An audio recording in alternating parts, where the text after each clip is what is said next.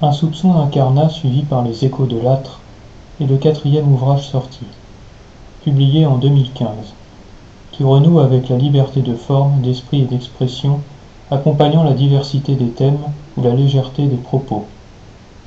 De la première à la seconde moitié du recueil, la réflexion sur la prosodie actuelle a évolué, avec particulièrement le souci de l'oreille.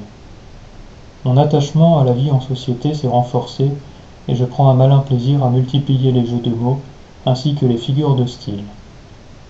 Les textes sont majoritairement teintés d'onirisme, la réalité se rapportant à un présent fantasmé ou à des souvenirs idylliques.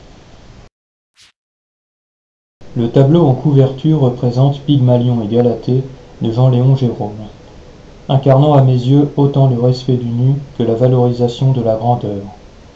C'est aussi une façon de souligner le sens de la perfection, propre au métier d'artiste peintre, sculpteur ou écrivain. J'ai longtemps hésité quant au choix de couverture avec d'autres chefs-d'œuvre, à savoir Vanity d'Auguste Toulmouche et Girl in Yellow Drapery de John William Godward, de grands travaux de maître.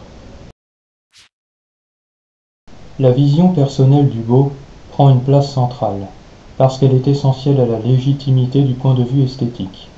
Ainsi, un court séjour en Hollande, Belgique et au nord de la France, Amsterdam, Rotterdam, Anvers, Gand, Lille, me permet d'approfondir et illustrer la définition du sublime, comme de repenser le regard évasé du poète.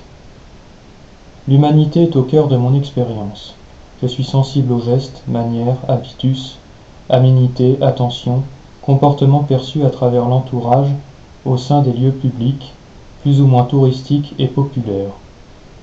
Souvent, le plaisir à éprouver se fond dans un décor trivial, peu adapté à une ambiance gaie. Mais c'est le verbe qui va transcender le préjugé du laid, afin de renforcer la culture poétique du beau, grâce à la sublimation régulière des choses.